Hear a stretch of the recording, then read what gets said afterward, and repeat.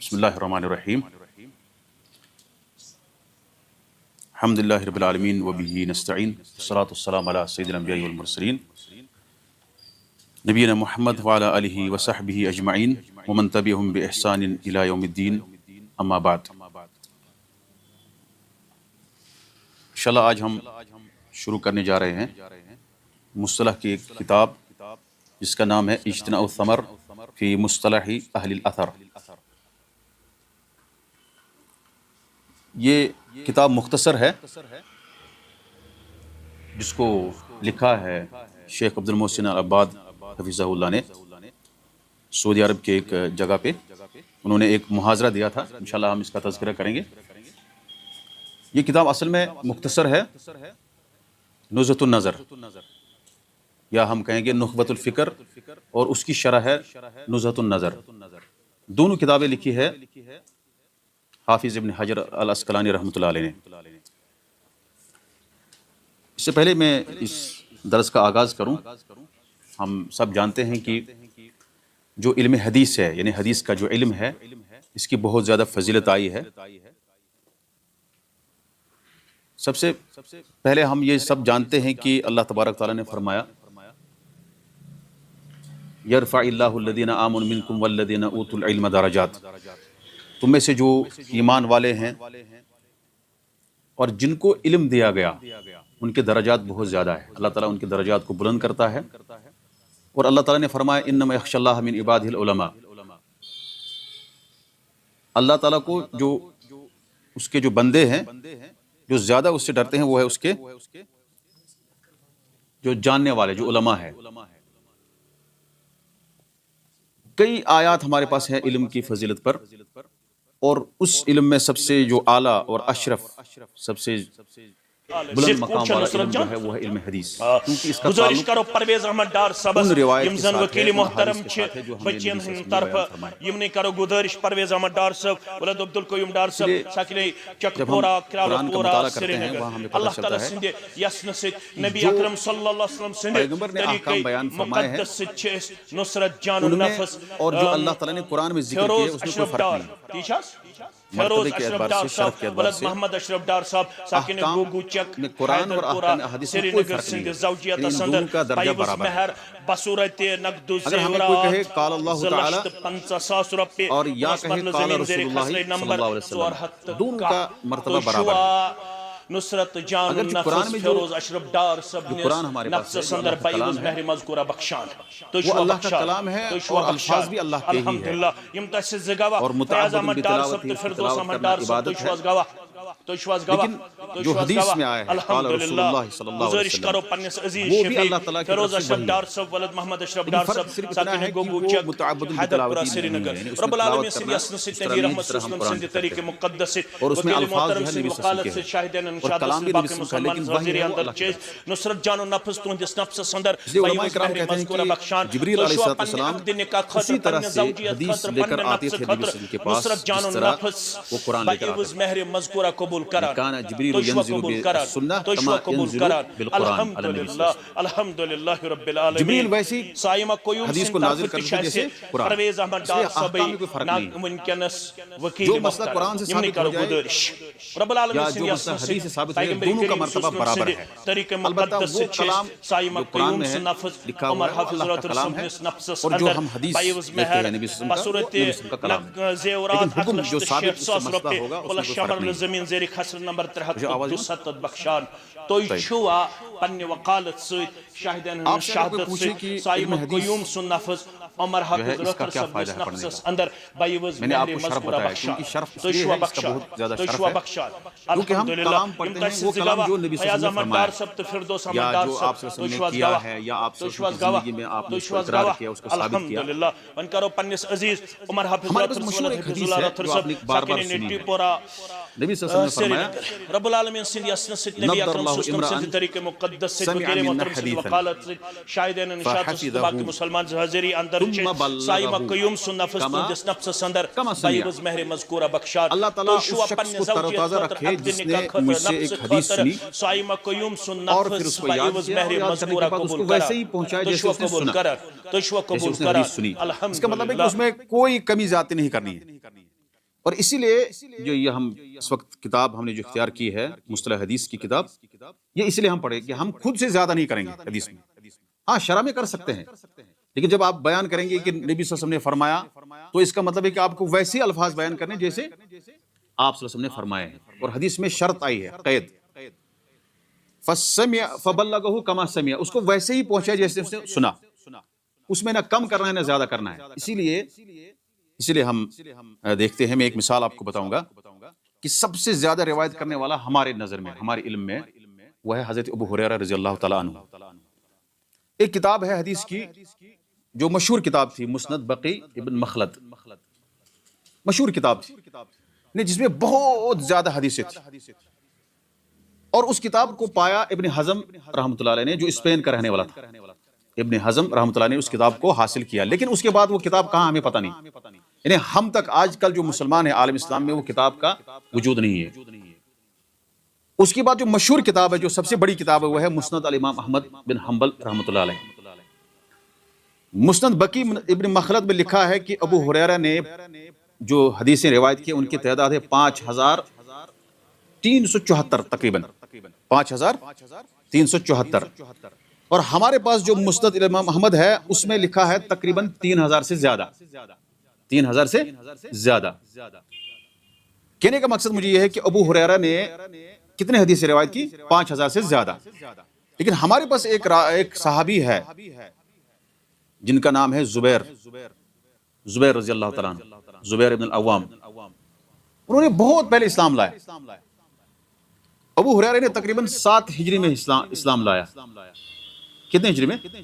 میں کہتا ہوں اردو تھوڑا ٹف، میں آسان اردو بولتا ہوں کیونکہ یہ ہمارے پاس جو آن لائن ہے ان کی وجہ سے ہم کر رہے ہیں، نہیں تو ہم بہتر سمجھتے تھے کشمیری میں. بہرحال ابو ہریرہ نے اسلام کب لایا؟ 7 ہجری. اور زبیر رضی اللہ تعالیٰ نے اسلام لایا بہت پہلے، 5ویں شخص سے جنہوں نے اسلام لایا. لیکن ابو ہریرہ 5374 حدیث، جیسے کہ مطلب مسند بقی ابن مخلد کے اعتبار سے 5374 حدیث ابن حزم کہتے ہیں کہ اس میں نے پایا کہ اتنے حدیث انہوں نے روایت کی ہے. لیکن زبیر بن عوام نے حضرت زبیر نے صرف 36 حدیث روایت کی ہے. مسند بقی ابن مخلد کے اعتبار سے کتنے حدیث ہیں؟ 36. انہوں نے دنیا کا جو بھی مشغلہ تھا وہ چھوڑ دیا. ابو ہریرہ نے کہا کہ لوگ زراعت میں مشغول تھے، کام میں مشغول تھے، تجارت میں، باقی چیزوں میں، کھیتی باڑی میں، اور میں نبی صلی اللہ علیہ وسلم کے پاس آ رہا اور میں نے بہت کم عرصہ پایا اور میں صرف حدیث یاد کر رہا تھا اور اس کے بعد لوگوں کو پہنچا رہا تھا اس کے بعد. لیکن آپ کو بتایا کہ زبیر رضی اللہ تعالیٰ عنہ کو اس کے بیٹے نے، عروہ نے، ایک دن کہا کہ آپ کیوں نہیں زیادہ حدیث بیان کر رہے ہو جبکہ آپ نے بہت زیادہ عرصہ گزارا نبی صلی اللہ علیہ وسلم کے ساتھ. اور جس شخص نے نبی صلی اللہ علیہ وسلم کے ساتھ اتنا عرصہ گزارا، ظاہر سی بات ہے وہ زیادہ جانتا ہے نبی صلی اللہ علیہ وسلم کے بارے میں، یہ اس میں کوئی شک نہیں ہے. ابو ہریرہ سے زیادہ نبی صلی اللہ علیہ وسلم کے احوال کون جانتا ہے؟ زبیر، یا وہ صحابی جس نے زیادہ آپ کے ساتھ زندگی گزاری، یا ازواج مطہرات جو رات کے بارے میں بھی جو احوال ہے وہ ان کو جانتے تھے. لیکن زبیر کو ایک مرتبہ عروہ نے پوچھا کہ آپ اتنے حدیث کیوں نہیں بیان کر رہے ہو جتنے باقی لوگ بیان کر رہے ہیں، جیسے ابو ہریرہ کر رہے ہیں، یا اسی طرح سے عبداللہ بن عمر رضی اللہ تعالیٰ عنہ، اس کے بعد عائشہ رضی اللہ تعالیٰ عنہا، یا اسی طرح سے انس بن مالک، ابو سعید خدری، جابر بن عبداللہ. یہ سب سے زیادہ روایت کرنے والے حدیث جنہیں 2000 سے زیادہ روایتیں کی ہے. تو انہوں نے جواب دیا کہ الحدیث عن رسول اللہ صلی اللہ علیہ وسلم شدید، نبی صلی اللہ علیہ وسلم سے حدیث بیان کرنا بہت مشکل ہے. کیوں؟ اس میں آپ ایک لفظ نہ زیادہ کر سکتے ہیں نہ کم، کیونکہ وہ سمجھتے تھے کان جبریل ینزل علی النبی صلی اللہ علیہ وسلم بالسنہ کما ینزل علیہ بالقرآن. نبی صلی اللہ علیہ وسلم اسی طرح آپ کے پاس حدیث لے کر آتے تھے، جبریل نبی صلی اللہ علیہ وسلم کے پاس جیسے وہ قرآن لے کر آتے تھے. جس طرح قرآن میں آپ اضافہ نہیں کر سکتے ویسے حدیث میں نہیں کر سکتے. اسی لیے علماء کرام نے اختلاف کیا ہے. آپ آگے ہم پڑھیں گے انشاءاللہ. کیا روایت بالمعنی جائز ہے کہ نہیں ہے؟ بہت سارے محدثین کہتے ہیں روایت بالمعنی جائز نہیں ہے، بہت سارے کہتے ہیں کہ جائز ہے، اور جو کہتے ہیں جائز نہیں ہے وہ کہتے ہیں کہ ان کو سمجھ نہیں ہے کہ اس لفظ میں کوئی بعد میں آنے والے شخص جو نبی صلی اللہ علیہ وسلم نے لفظ فرمایا ہے اس سے بعد میں آنے والا شخص زیادہ اسے سمجھ سکتا ہے، اس سے استدلال زیادہ اچھا کر سکتا ہے بنسبت اس کے جس نے وہ لفظ بیان کیا ہے معنی کر کے. اسی لیے یہاں پہ ایک شرط ہے، مطلب حضرت انس رضی اللہ تعالیٰ عنہ یا دوسرے جو صحابہ ہیں ان سے کہا جاتا تھا کہ حدیث بیان کرو. حدیث بیان کرتے وقت ان کا چہرہ لال ہو جاتا تھا. کیوں؟ کیونکہ وہ سمجھتے اس میں زیادہ نہیں کر سکتے. اگر کوئی شخص آج کے مطلب آج دیکھیں گے مطلب جو شعراء ہیں، اگر وہ کسی شاعر کا کلام آج بیان کرتے ہیں اس میں زیادہ نہیں کرتے ہو. بہت سارے لوگ کہتے ہیں کہ بھائی اس میں وہ یہ لفظ نے ایسا نہیں کہا ہے، یہ تو شعراء کا کلام ہے. اور پھر دیکھیں آپ نبی صلی اللہ علیہ وسلم کا کلام جو ما ينطق عن الهوى ان ہوا الا وحی یوحا، وہ وحی ہے جو اللہ کی طرف سے ان کو کی جاتی ہے. لہٰذا اسی لیے یہ مصطلح حدیث پڑھنے کا فائدہ اسی کو ملے گا جو اس چیز کا خیال رکھے گا. نضر اللہ عمران، آپ دیکھیں آج کل کے زمانے میں بہت سارے ایسے مبلغین ہیں، داعین ہیں، واعظین ہیں جو اپنی طرف سے حدیث بیان کرتے ہیں، جیسے وہ خود موجود تھے. کس میں؟ یعنی نبی صلی اللہ علیہ وسلم کے مجلس میں جیسے وہ خود تھے ویسے بیان کر رہے ہیں کہ اس میں خود اضافہ مسالہ، اس کو ہم کہتے ہیں مسالہ، اس میں ڈالنا اپنی طرف سے. اور یہ سب سے خطرناک چیز یہی ہے. اس لیے میں آپ کو بتاؤں گا آگے بہت سارے لوگوں نے اپنی طرف سے اضافی الفاظ کیے اور جس کی وجہ سے مسئلہ بگڑ گیا. اس لیے یہاں پہ شرط ہے نضر اللہ عمران سمع منا حدیثا، اس شخص کو اللہ تعالیٰ پورا جسم تر و تازہ رکھے جس نے مجھ سے حدیث سنی اور اس کے بعد اس کو فوعاہ یا فحفظہ، اس کو یاد کیا اچھی طرح سے، ثم بلغہ کما سمع او فاداہ کما سمع، اس کو ویسی ادا کیا جیسے اس نے سنا، زیادہ نہیں کیا یا کم نہیں کیا. بہت سارے لوگ کم بھی کرتے ہیں کیونکہ ان کو اپنے لیے وہ فائدہ ہوتا ہے. آپ آگے دیکھیں گا مسائل میں.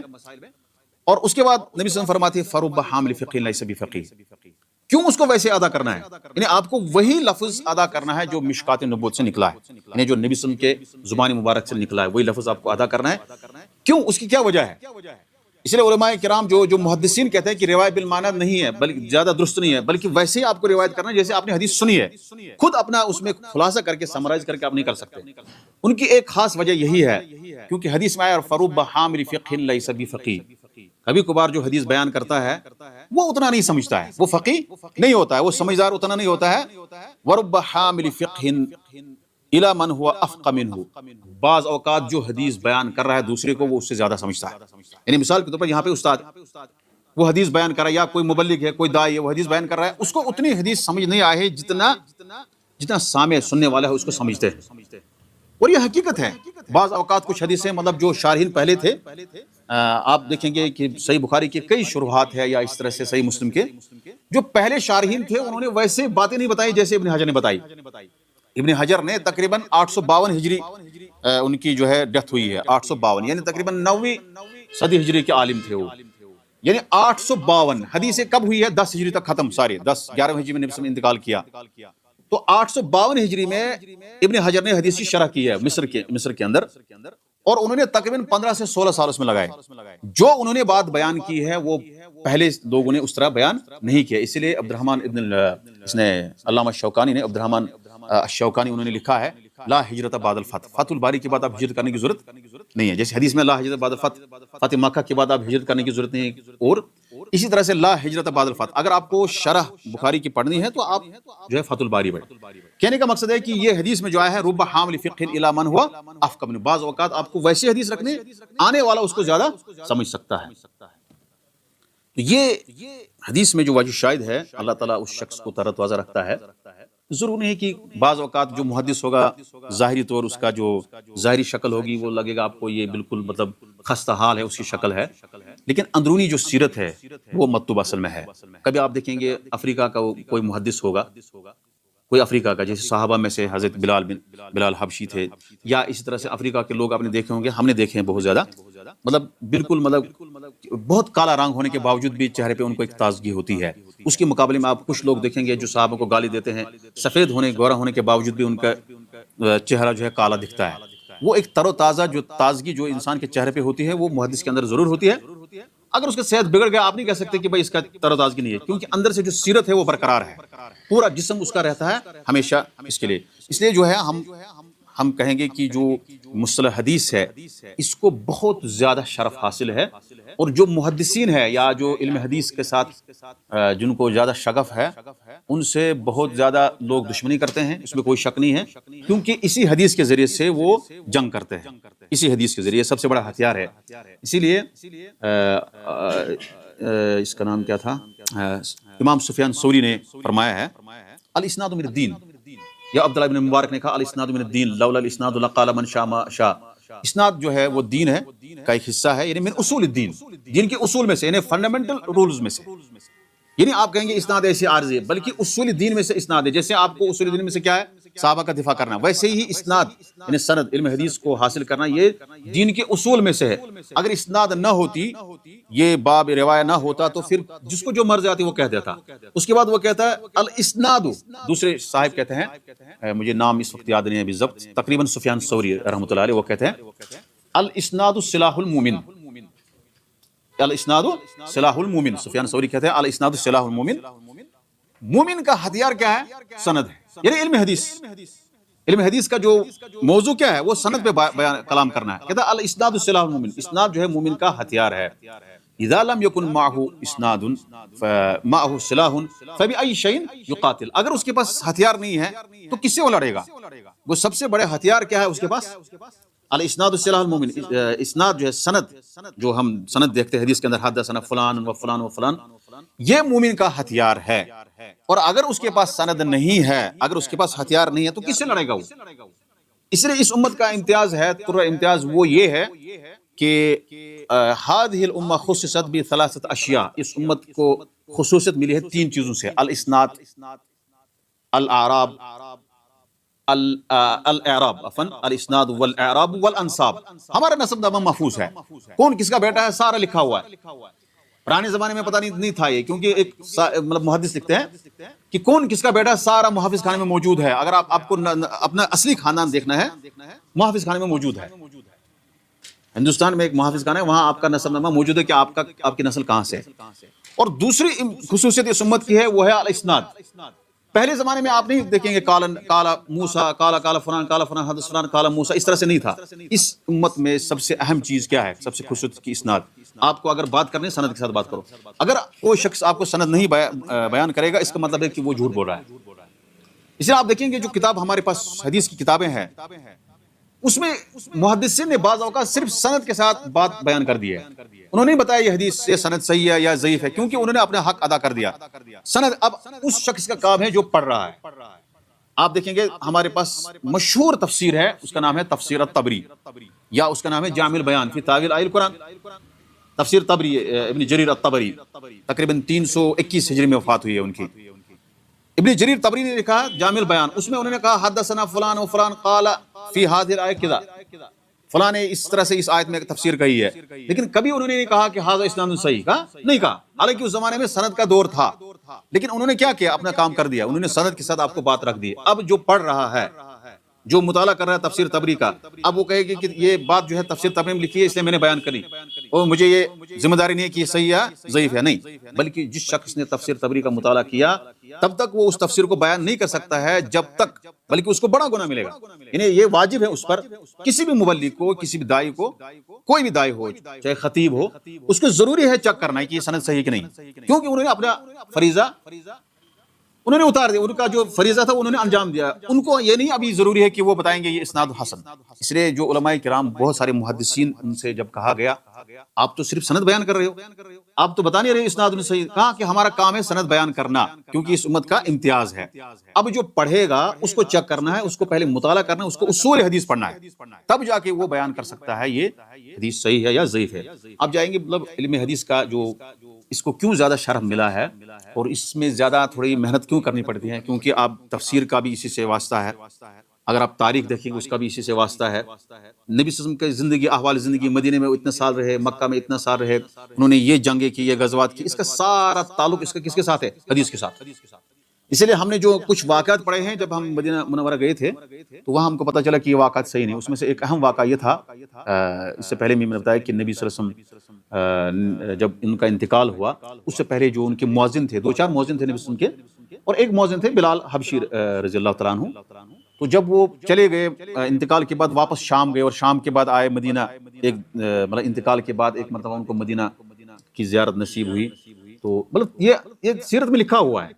پھر انہوں نے صحابہ نے عرض کیا کہ آپ اذان دو تاکہ ہمیں وہ یاد تازہ ہو جائے جو نبی صلی اللہ علیہ وسلم کے زمانے میں ہوتا تھا.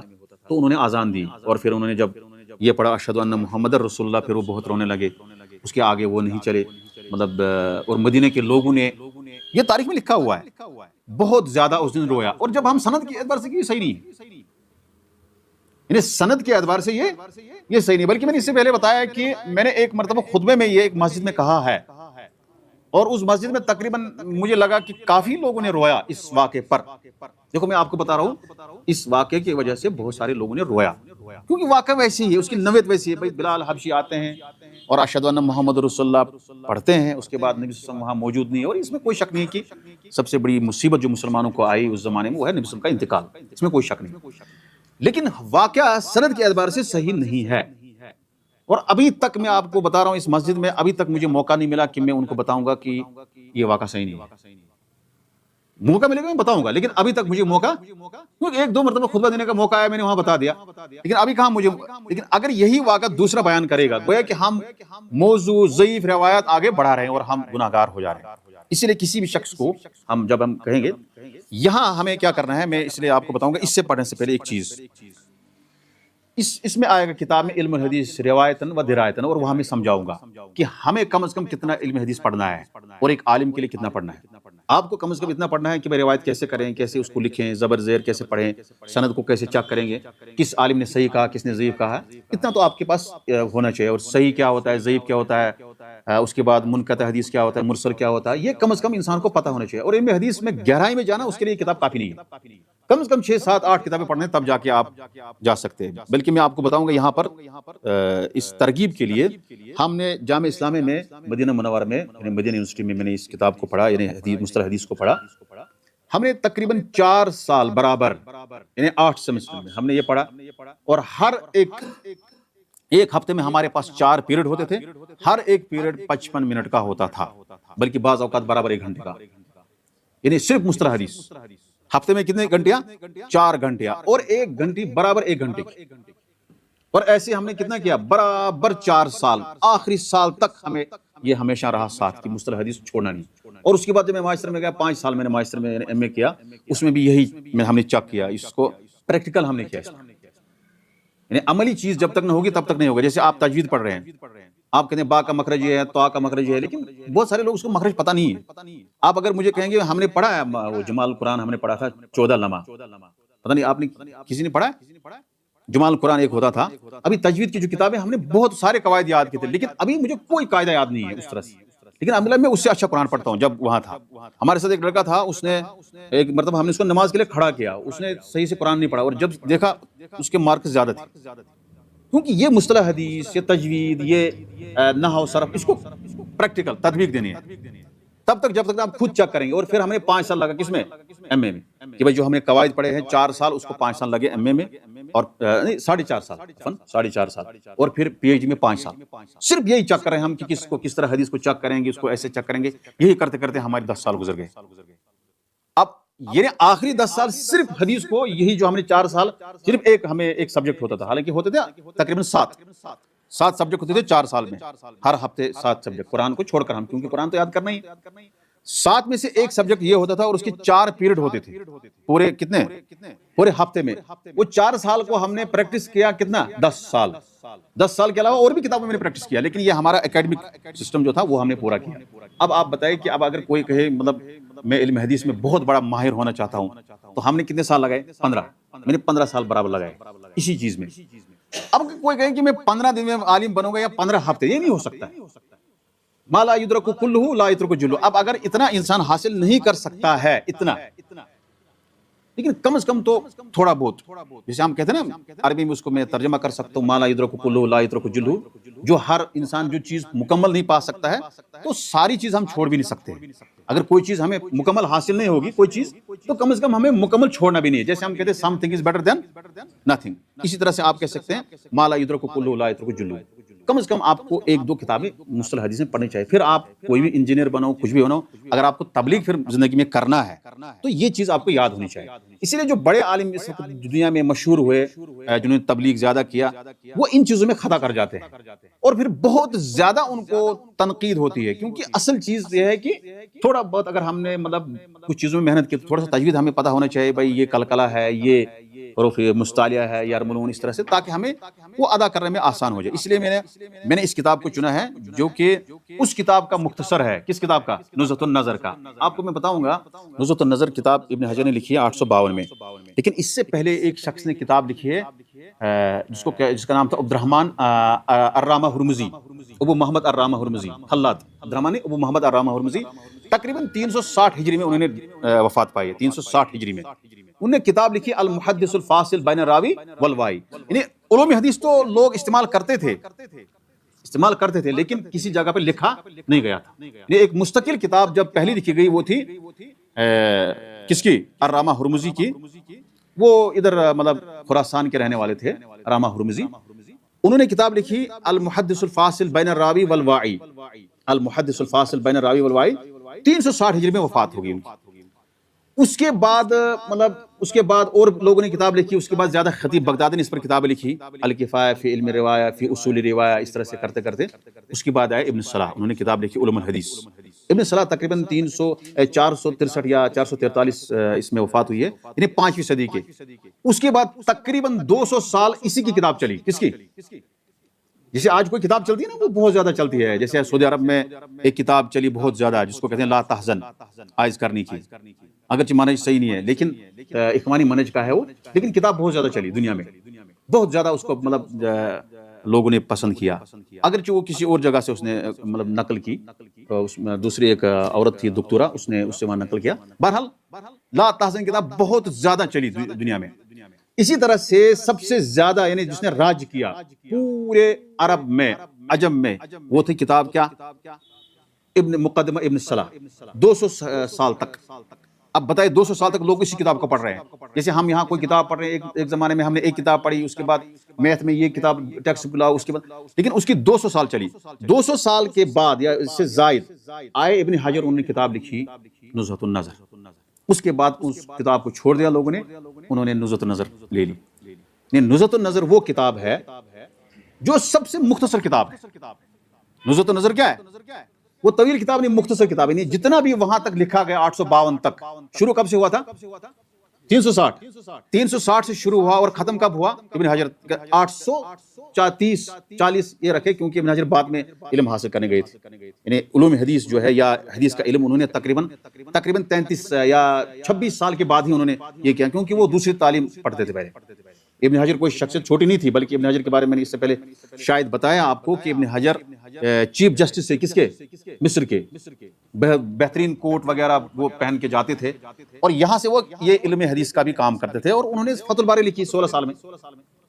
بعد میں انہوں نے چھوڑ دیا، وہ مطلب قاضی قضات تھے، وہ بڑے مطلب جج تھے، وہ چیف جسٹس یہ ہم کہیں گے کہ جج تھے، ہاں قاضی تھے، جج اس وقت باضابطہ حکومت کی طرف سے ان کو مقرر کیا گیا تھا، اور بہت شان کے ساتھ رہتے تھے۔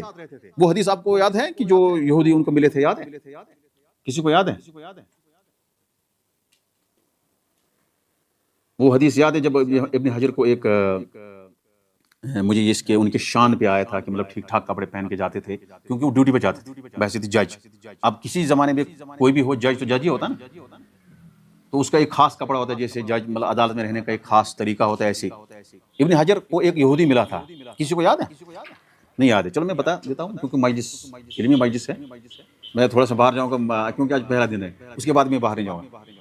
ابن حجر کو ایک شخص ملا یہودی، یعنی اس نے دیکھا کہ اس کا بہت زبردست لباس پہنا ہوا اچھا ہے، اچھی حالت میں ہے، اور پھر یہودی نے بتایا، وہ یہودی بیچ رہا تھا، جیسے فیری میں یا ریڑھی پہ کوئی چیز بیچ رہے ہیں نا آج کل لوگ، جو 10 روپے یا 20 روپے کلو مثلا اس طرح سے، ویسے ہی یہودی جو ہے کچھ بیچ رہا تھا۔ اچانک اس نے اس کو جب دیکھا ابن حجر کو، اس نے جانتا تھا کہ یہ عالم بھی ہے اور اس طرح سے ہے، کہا کہ آپ کی کتاب میں، حدیث کی کتاب میں ایک حدیث ہے، حدیث کی کتابوں میں ایک حدیث ہے، الدنیا سجن المومن و جنت الکافر۔ مجھے بتاؤ کہ دنیا سجن المومن ہے، مومن کے لیے قید خانہ ہے، وہ جنت الکافر، اور کافر کے لیے جنت ہے۔ میں تو غیر مسلم ہوں، مجھے تو یہ بری حالت ہے اور آپ صحیح حالت میں ہو، پھر اس حدیث کا کیا مطلب ہے؟ دیکھو یہاں آپ کو بتانا میں چاہتا ہوں کہ یہودی ہر وقت انہوں نے راج کیا ہے۔ اگر یہودی بھیک بھی مانگے تب بھی وہ علم سے لیس ہوگا، یہ اس کی مطلب ایک خصوصیت ہے جس کو ہمیں ماننا چاہیے۔ یہودی کو پہلے سے علم تھا، نبی صلی اللہ علیہ وسلم کے زمانے میں بھی یہودی عالم تھے، اور اس کے بعد بھی ہے، اور مجھے لگتا ہے قیامت تک یہی راج کریں گے، کیونکہ یہ بہت محنت کرتے ہیں، حالانکہ ان کی زیادہ تعداد دنیا میں نہیں ہے، دنیا میں انہی کی مطلب جو ہے اس وقت چل رہی ہے سارے، زیادہ میں تفصیل میں نہیں جاؤں گا۔ بہرحال یہودی نے بتایا کہ آپ کے حدیث کی کتاب میں ایک حدیث ہے، وہ یہ ہے الدنیا سجن المومن۔ اب بتاؤ، ریڑھی پہ کام کرنے والا، بیچنے والا، اس کو پتا حدیث ہے، وہ مطلب وہ بھی جانتا ہے کہ مطلب بہت سارے مسلمانوں کو پتہ نہیں ہوگا یہ حدیث، مطلب اس وقت میں بات کر رہا ہوں یا آج کل۔ الدنیا سجن المومن وجنۃ الکافر، کہا آپ کے مذہب میں لکھا ہے کہ دنیا اور کافر کے لیے کیا ہے؟ جنت ہے۔ اب تمہاری حالت اور میری حالت جو ہے وہ آپ دیکھیں، میں بری حالت میں ہوں اور آپ ماشاءاللہ بڑی اچھی حالت میں جا رہے ہیں، اور اللہ تعالیٰ نے آپ کو اتنا دیا ہے۔ تو ابن حجر نے جواب دیا، حالانکہ اس کے 3 توجیحات ہیں، 3 تفسیریں۔ ابن حجر نے جواب دیا کہ جو مومن کے لیے اللہ نے تیار کیا ہے جنت میں، بالنسبت ما اعد له فی الجنہ، تو اس اعتبار سے وہ کس میں ہے؟ جیل خانے میں، کیونکہ اس کو جو جنت میں تیار نعمتیں ہیں اس حساب تو وہ جیل میں ہے دنیا میں، یہ تو ختم ہونے والی ہے۔ لیکن جو کافر کے لیے جہنم میں تیار کیا گیا ہے عذاب، اس اعتبار سے وہ دنیا میں جنت میں۔ ابھی تو آپ جنت میں ہو، جب مرو گے، مرنے کے بعد عذاب شروع ہوگا، تب پتہ چلے گا۔ اور اسی وقت اس نے اسلام لایا، اسی وقت اس نے اسلام لایا۔ کس نے؟ یہودی نے۔ تو کہنے کا مقصد مجھے یہ ہے کہ یہ ابن حجر رحمۃ اللہ علیہ بہت زیادہ شوق رکھتے تھے علم کا، حالانکہ ان کو دنیا کے اعتبار سے بہت بڑے مالدار تھے، وہ کوئی ضرورت نہیں تھی، جیسے آپ کہتے ہیں نا آپ کی بھائی اب وہاں یہاں نہیں تو اس نے یہ کیا، نہیں، وہ بڑے مالدار تھے۔ لیکن اس کے بعد انہوں نے 800، اس لیے میں نے کہا کہ مجھے یاد ہے کہ 852 ہجری میں ان کی وفات ہوئی ہے، لیکن کم از کم 26 سال کے بعد ہی وہ علم حدیث یا یہ پڑھنے لگے۔ تقریباً ہوگا 830 آس پاس انہوں نے لکھی کتاب نزہۃ النظر، اور وہ چلی تقریباً، وہ ہمیشہ وہ کتاب جو ہے آج بھی اس کو لوگ پڑھتے ہیں، اور یہ مطلب اکثر جو مدارس میں اس کا جو ہے نصاب میں موجود ہے یہ نزہۃ النظر۔ اور جب تک ایک طالب علم نزہۃ النظر کو نہیں پڑھے گا، گویا کہ اس نے علم مصطلح حدیث نہیں پڑھا۔ تو اس وقت تک 200 سال تک کس کی کتاب چلی تھی؟ ابن صلاح کی، مقدمہ ابن صلاح۔ اس کے بعد ابن حجر نے کتاب لکھی، اور یہ مختصر کتاب ہے، لیکن اس مختصر سے پہلے انہوں نے کتاب لکھی تھی نخبۃ الفکر۔ وہ طالب علم کو سمجھ نہیں آیا، وہ 2-3 صفحات ہے اس پہ، انہوں نے خلاصہ کیا تھا، پھر انہوں نے نزہۃ النظر لکھا، اور یہ بھی مختصرات میں مانی جاتی ہے۔ اس کے بعد انہوں نے اس کتاب کو مختصر کیا شیخ عبد المحسن العباد نے۔ ان کو لگا کہ آج کل لوگ زیادہ مشغول ہیں، اب نزہۃ النظر پڑھنے میں تو تھوڑا ٹائم لگے گا، اس میں مطلب ٹھیک ٹھاک ٹائم لگے گا اس کو سمجھنے، پہلے عربی ٹھیک ٹھاک ہونی چاہیے، وہ باقی چیزیں۔ تو انہوں نے اس نزہۃ النظر کو بھی مختصر کیا، تقریباً 30-40 صفحے میں انہوں نے کر دیا ہمارے پاس، بالکل مختصر کتاب ہے، اور یہ آپ کے لیے بالکل مناسب ہے اور موزوں ہے، اس کو کوئی بھی پڑھ سکتا ہے۔ تھوڑا یہ ہے کہ فرق یہ ہے کہ یہ عربی میں ہے، اور اس کو ہم عربی میں صحیح پڑھیں گے، ہو سکتا ہے اس کا ترجمہ بھی ہوگا، مجھے نہیں پتا، شاید ترجمہ اس کا ہے، لیکن وہ اس سے فائدہ نہیں ہوگا، ترجمے سے فائدہ نہیں ہوگا۔ فائدہ ہوگا کہ آپ سیدھا وہی ٹیکسٹ پڑھیں گے جو اس زبان میں وہ لکھا گیا، تاکہ آپ کو سمجھ میں آئے، اس لیے میں نے اس کتاب کو اختیار کیا ہے۔ اب اگر کسی کو زیادہ محنت کرنی ہے، زیادہ اس میں کرنا ہے، خاص کر جو اسلامک اسٹڈیز کا طالب علم ہے، اگر اس کو پڑھنا ہے تو وہ مزید بہت زیادہ کتاب پڑھنا اس کو ضروری ہے۔ لیکن جو ایک مبتدی طالب علم ہے، اب شروعات ہے، اس کو تبلیغ کرنا ہے، تدریس کہیں کرنا ہے، واعظ و نصیحت کرنے ہیں، یا عام انسان ہے، کم از کم اس کو اتنا پتہ ہونا چاہیے، کیونکہ اس کا تعلق کس کے ساتھ ہے؟ حدیث کے ساتھ ہے۔ اور حدیث کس کا ہوتا ہے؟ کس کی ہوتی ہے؟ نبی صلی اللہ علیہ وسلم کا کلام۔ حدیث کو کہتے ہیں ما اضیف الی النبی صلی اللہ علیہ وسلم، یا ما ثبت من کلام النبی صلی اللہ علیہ وسلم، او فعلہ او تقریر، یعنی ما اضیف الی من قول او فعل او تقریر او صفت، چاہے وہ خلقی ہو یا خلقی ہو، چاہے نبی صلی اللہ علیہ وسلم کے اخلاق ہو یا نبی صلی اللہ علیہ وسلم کی جو مطلب طرز زندگی ہے، وہ سارے اس کو حدیث کہتے ہیں۔ اس لیے اس حدیث کو پڑھنے کے لیے پہلے ہمیں کچھ اصول ہے، وہ اختصار کے ساتھ ہم پڑھیں گے، تاکہ انسان وہاں غلطی نہ کرے۔ کیونکہ مجھے یاد ہے ایک خطیب تھے ہمارے، بہت مشہور خطیب تھے، تقریباً 10-20 سال تک انہوں نے کشمیر میں بہت اچھا راج کیا اپنے خطاب سے، ماشاءاللہ۔ لیکن بہرحال کہتے ہیں لکل بدایۃ النہایہ، ہر شروع جو چیز ہوتی ہے اس کا اینڈ ہوتا ہے، اس کا اینڈ ضرور ہوتا ہے۔ بہرحال ایک دن انہوں نے ہمارا بہت زیادہ، ہم مطلب 2-4 جلسوں میں ہم گئے، ایک مرتبہ ہم بہت دور سے، ہم نے کہا کہ ماشاءاللہ یہ اچھی خطیب ہے، تھوڑا سا اس میں انداز میں بیان کر رہے تھے، لیکن ایک مرتبہ انہوں نے کہا کہ متن حدیث، کیا کہا؟ یعنی متن کو انہوں نے کہا متن، کیونکہ وہ خود پڑھا تھا اپنے، اس لیے استاد بہت ضروری ہے۔ آپ کہیں گے استاد کی کیا ضرورت ہے؟ بھائی استاد کا ایک اثر پڑتا ہے۔ صحابہ کو اس لیے صحابہ کہا گیا کیونکہ انہوں نے نبی صلی اللہ علیہ وسلم کی صحبت اختیار کی، نہیں تو اس سے زیادہ شوق رکھنے والا کون تھا؟ اویس کرنی تھا نا، اویس کرنی خیر الناس، بلکہ بعض نے کہا کہ اویس کرنی صحابہ کی فضیلت برابر ہے اس کو، لیکن اس لیے انہوں نے کو کہا کہ صحابہ میں سے نہیں ہے، کیونکہ صحبت کا شرف ان کو نہیں ملا۔ استاد کا ایک الگ اثر ہوتا ہے، اس نے جب متن حدیث پڑھا تو ہم کو لگا کہ یار یہ جاننے والا، کیونکہ ہم سرجہ کالج میں پڑھتے تھے، اگرچہ ہم چھوٹے تھے 15-16 سال، مطلب 14 سال کا تھا میں، تقریباً 14-15 سال. تو اب خطبہ سننے کا شوق ہوا کہ بھائی یہ فلاں فلاں صاحب بہت اچھا بولتے ہیں، وہ کرتے ہیں، ان کو قاری کے نام سے جانا جاتا تھا. لیکن جب متن حدیث پڑھا تو ہمیں یقین جانے کہ ہمیں اس کا اثر ختم 50-60% ختم ہوا. اور اسی طرح سے ایک خطیب نے پڑھا، ایک وائز نے پڑھا، بہت مشہور وائز ہے، انہوں نے پڑھا ایک مرتبہ، ان کا خطبہ میں سن رہا تھا. ایک اس زمانے میں کیسٹ ہوا کرتی تھی، کیسٹ، وہ ٹیپ ریکارڈر ہوتا تھا، اس میں ٹن مارو پھر دیکھو. آج تو سیدھا دیکھتے ہیں، جو براہ راست لائیو کر کے دیکھتے ہیں. تو ہم اس کیسٹ سے ایک خطبہ میں سن رہا تھا، میں نے کہا تھوڑا اس سے دیکھوں گے کیا بول رہا ہے. تو وہ علامات قیامت جو ہے نا، معجزات، جسم کے معجزات، اس میں سے چھوٹے معجزات کچھ بڑے اس طرح سے. تو نے کہا کہ اقتربت الساعة وانشق القمر وإن يروا آية يعرضوا ويقولوا سحر مستمر وكذبوا. اس کے بعد کہا وتبتغوا، کیا فرمایا؟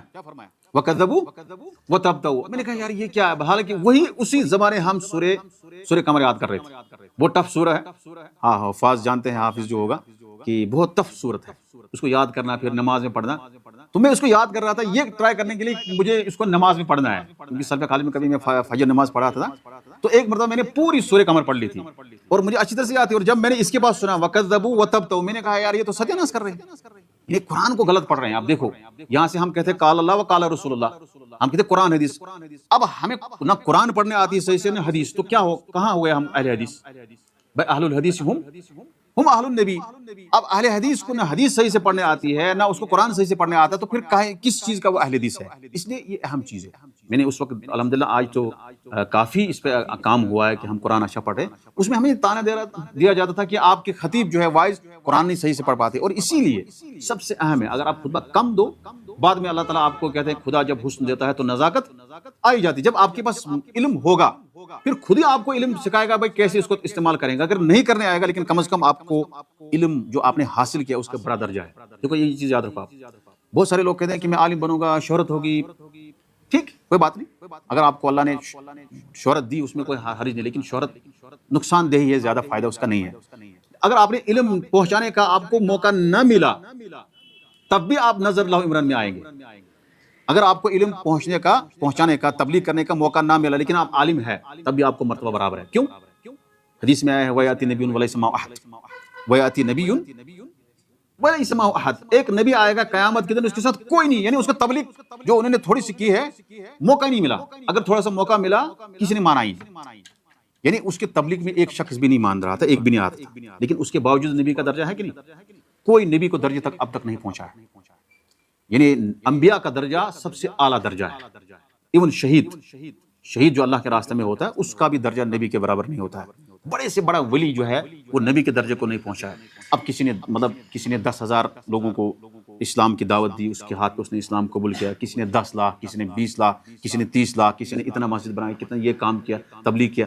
لیکن ایک آدمی علم حاصل کر رہا ہے، اس کے بعد سینے میں محفوظ رکھ رہا ہے، اس پہ عمل کر رہا ہے، ساتھ میں اس کو عالم ربانی اس کو کہتا ہے، ساتھ میں عمل بھی کر رہا ہے. یہ نہیں کہ نماز ہی نہیں پڑھ رہا ہے، نہ وہ اسلام کے احکام مان رہا ہے، نہ اس کو وہ صرف یاد کیا، علم حاصل کیا. بس عالم ربانی جو عالم بعمل ہوگا اس کا بہت بڑا درجہ ہے، چاہے وہ تبلیغ کرے یا نہ کرے. یہ بات آپ ذہن میں رکھیں، اس کا درجہ بہت بلند ہے. لیکن تبلیغ کرنے سے کیا فائدہ ہوگا؟ وہ صدقہ جاریہ اس کو بعد میں رہے گا. جیسے نبی سے فرمایا اذا مات الانسان انقطع عنہ عمله الا من ثلاث. اس میں کیا ایک چیز ہے او علم ينتفع به یا علم ينتفع به، وہ علم جو جس سے انتفاع ہوگا. انتفاع مطلب ایک تو خود فائدہ اس نے حاصل کیا، دوسرا لوگوں کو بھی اس پہ لایا. تو میرے کہنے کا مطلب یہ ہے کہ آپ یہ نہیں کہیں کہ میں یہاں کچھ پڑھوں گا، کچھ حاصل کروں گا، پھر مجھے شہرت ملے، یا میں تبلیغ کروں گا موقع نہیں ملے گا مجھے. ایسا نہیں ہے ضروری. آپ کو صرف میرے ساتھ، اس لیے میں ایک مرتبہ میرے ساتھ ایک شخص تھا، ایک طالب علم تھا، برابر 15 سال، اردن کا ایک طالب علم میرے ساتھ تھا. میں نے ایک دن اس کو کہا یار ہم بہت زیادہ یہاں ٹائم ہو گیا، اب میں جانا چاہتا ہوں جلدی کیونکہ میں ختم کرنا چاہتا ہوں. لیکن اللہ تعالیٰ کا یہ کرنا تھا کہ جو میرا گائیڈ تھا اس کا انتقال ہو گیا، اس کی وجہ سے مجھے 1 سال اور مزید لگا. تو میں نے ایک دن اس سے کہا کہ ہم جو اتنا کافی علم حاصل کر رہے ہیں اس کا آگے تبلیغ بھی کرنا ہے. وہ کہا کوئی بات نہیں. یہ مسجد نبی کے اندر کہہ رہا تھا مجھے. کہا کوئی بات نہیں، تبلیغ کرنا. اس وقت تک میں یہی سمجھ رہا تھا جیسے آج لوگ سمجھتے ہیں کہ علم حاصل کرنا ہے پھر تبھی اس کا فائدہ ہوگا جب ہم تبلیغ کریں گے، نہیں تو فائدہ درجہ نہیں ہوگا. اس نے کہا کوئی ضروری نہیں، تبلیغ اگر نہ بھی کرنے آئے لیکن علم حاصل کرنے کا ایک الگ اس کا خود ہی مرتبہ ہے. یہ عبادت ہے، علم حاصل کرنا کیا ہے؟ عبادت. اس لیے امام شافعی نے فرمایا طلب العلم اوجب من صلاۃ النفل، یہ صلاۃ نفل نماز سے بہتر ہے علم حاصل کرنا. اگر رات بھر کوئی نماز پڑھتا رہے، رات بھر، اس سے بہتر کیا ہے؟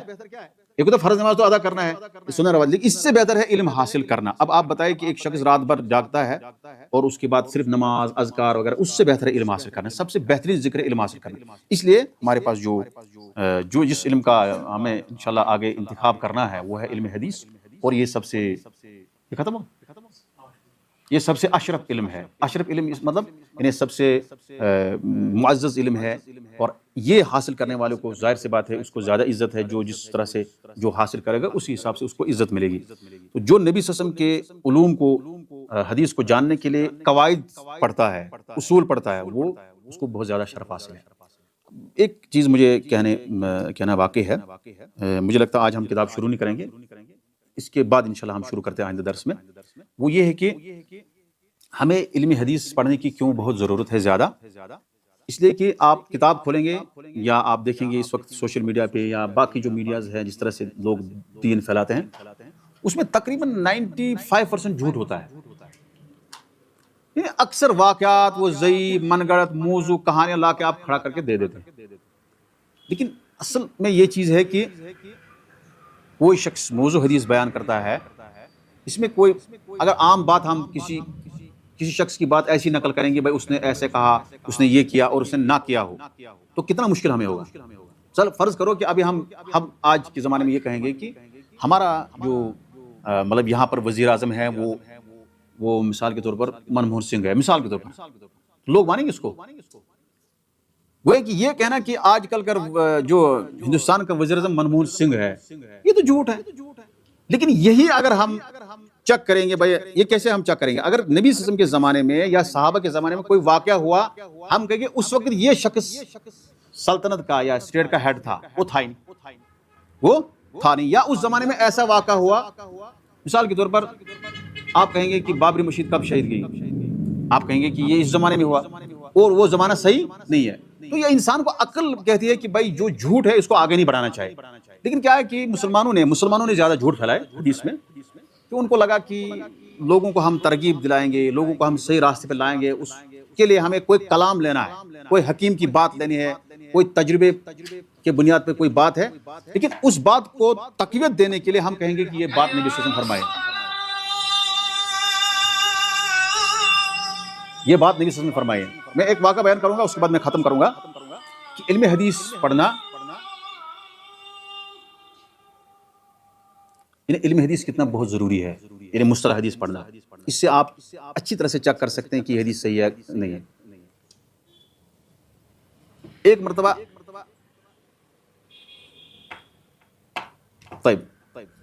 ایک صاحب حدیث بیان کر رہا تھا، تو اس نے کہا کہ فضائل قرآن کے متعلق ایک مشہور حدیث ہے، مطلب جو یہ سورہ بقرہ پڑھے گا اس کو اتنے ثواب ملیں گے، جو سورہ مطلب آل عمران پڑھے گا اس کو اتنا ثواب ہے، جو یہ اس کو اتنے ہو رہے ہوں گے، 70,000 ہو رہے، 70 ہو رہے، 12، اس طرح سے اس میں فضائل سور القرآن، یعنی یہ سورہ پڑھنے سے آپ کو یہ ہوگا، یہ ہوگا، اس بارے میں ایک حدیث بیان کی اس نے، اور یہ مشہور حدیث ہے جو ابی ابن کعب سے اس کو نسبت ہے، اور وہ کہتے ہیں کہ یہ نبی صلی اللہ علیہ وسلم نے فرمایا، حالانکہ یہ حدیث موضوع ہے، من گھڑت، لیکن میں آپ کو بتاؤں گا اس کو محدثین نے کیسے چیک کیا، وہ بھی بیان کرتے تھے کبھی کبھار، یعنی بعض محدثین اس حدیث کو بیان کرتے تھے مجلس میں اور لوگ بیان کرتے، جیسے ہمارے اس زمانے میں ایک زمانہ تھا کہ لوگ حدیث بیان کرتے تھے ماہ رمضان میں، ماہ سیام میں، اول رحمت ہو، اوسط ہو، مغفرت ہو، آخرت کو من النار، سب لوگ حدیث بیان کرتے تھے۔ اچانک ایک مرتبہ بزرگ سے آئے، انہوں نے کہا یہ حدیث منکر ہے، اور وہاں پتہ چلا مسلمانوں کو، اہل حدیثوں کو، یہ حدیث منکر ہے، اس کو نہیں لینا چاہیے۔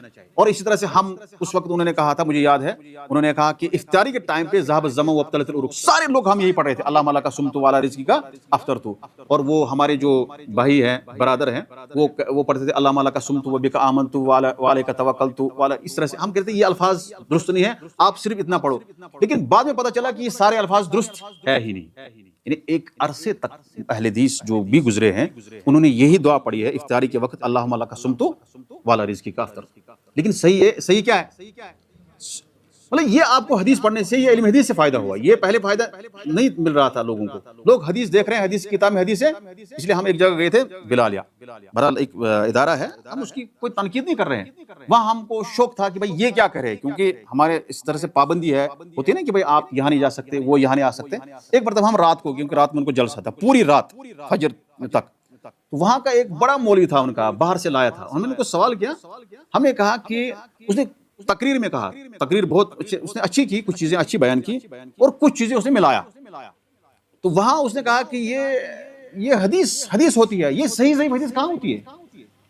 یہ میں نے وہاں سنا ہے. تقریباً اس کو مجھے لگتا ہے 20-22 سال ہو گئے، 20-22 سال ہو گئے اس کو. کہا حدیث ہوتی ہے، تم کہاں سے آگے کہہ رہے ہو صحیح حدیث ضعیف حدیث اس میں گھسڑ رہے ہو؟ حالانکہ وہاں پہ ہم نے اس کو بتایا تھا. پھر سوال ہم نے کہا کہ یہ صحیح ضعیف تو آپ ہی کے امام نے، ملا علی قاری جو ہے، ملا علی قاری نام سنا ہے نا؟ وہ ملا علی قاری جو حنفی ہے، تقریباً 12ویں صدی کے امام ہے، مشہور عالم ہے. ہم نے کہا انہوں نے تو صحیح ضعیف لکھا ہے، انہوں نے موضوع حدیث پر کتاب لکھی ہے الاحادیث الموضوعہ. تو اس نے جو پرچی لی اور اس کو اٹھا اور نیچے ایسے کر دیا، کیونکہ اس کو پتا تھا اس پہ کیا لکھا ہے، اس نے وہ پڑھی نہیں. لیکن لوگوں کو اتنا بیوقوف بنایا، حقیقت میں بتا رہا ہوں. کہا حدیث ہوتی، یہ صحیح ضعیف کیا ہوتی ہے؟ حدیث تو نبی وسلم کا کلام ہے نا، حدیث کا تعریف کی. کہا حدیث ہوتا ہے جو نبی وسلم کا قول ہے، فعل ہے، تقریر ہے، اس کے بعد حدیث ہوتی. اب کون آئے گا جو کہے گا کہ حدیث ضعیف ہوتی ہے؟ نبی وسلم کا کلام ضعیف ہو سکتا ہے؟ لیکن ہمارا مقصد کیا ہے؟ ہمارا مقصد ہے کہ نبی صلی اللہ علیہ وسلم کے کلام میں تھوڑے ہم کہتے ہیں یہ ضعیف حدیث یا صحیح حدیث. ہم کہتے ہیں کہ یہ جو سند ہے، سلسلہ جو رجال چین جو آدمیوں کا ہے، بیچ میں کوئی جھوٹ بولا اس لیے ہم نے اس کو کہا یہ حدیث ضعیف ہے. ہم نے تھوڑی کہا کہ نبی صلی اللہ علیہ وسلم کی حدیث ضعیف ہے. تو اس اعتبار سے جو ہے چلو ہم یہاں پہ ختم کرتے ہیں. انشاءاللہ آئندہ ہم سیدھا شروع کرتے ہیں درس، اور اس میں سے انشاءاللہ ایک طالب علم وہ کتاب پڑھے گا، اس میں جو عبارت ہے نا یہ پڑھے گا، اور میں سیدھا ترجمہ کروں گا، اور کسی جگہ اشکال ہوگا اس کو میں انشاءاللہ بیان کروں گا ٹو دا پوائنٹ. لیکن آج میں تھوڑا مقدمے کے طور پر یہ کلمات بیان کیا ہوں. اللہ تعالیٰ سے ہم دعا کرتے ہیں اللہ تعالیٰ ہمارے لیے یہ مجلس بابرکت بنائے انشاءاللہ. اور میں دعا کرتا ہوں اللہ تعالیٰ آپ کو استقامت دے، کیونکہ ہم شروع میں تھوڑا سا جذباتی ہوتے ہیں، بعد میں ہم تھوڑا سا کہتے ہیں کہ چلو کوئی خاص نہیں ہے. لیکن انشاءاللہ آپ کو ہمارے ساتھ انشاءاللہ برقرار رہنا ہے، ٹھیک ہے نا؟ جتنی تعداد آج ہے ماشاءاللہ ٹھیک ٹھاک تعداد ہے، اور میں دلی طور پہ مطمئن ہوا ہوں، کیونکہ کتاب تھوڑی مشکل ہے، اس کو بہت کم لوگ سمجھتے ہیں اور کم لوگ پڑھتے ہیں. اور جو الحمدللہ پڑھتا ہے وہ آپ دیکھیں گے اس کا کانفیڈنس، اس کا اعتماد جو ہے بولنے میں یا باقی بات کرنے میں اس کا بہت بلند ہوتا ہے. اللہ تعالیٰ سے ہم دعا کرتے ہیں اللہ تعالیٰ ہم مزید توفیق دے. وآخر دعوانا الحمدللہ رب العالمین. آپ کا بھی شکریہ میں کرتا ہوں جنہوں نے انتظام کیا. آئندہ انشاءاللہ ہم آپ کے لیے دعائیں کرتے رہیں گے، اور آپ بھی ہمارے لیے دعا کرنا. السلام علیکم.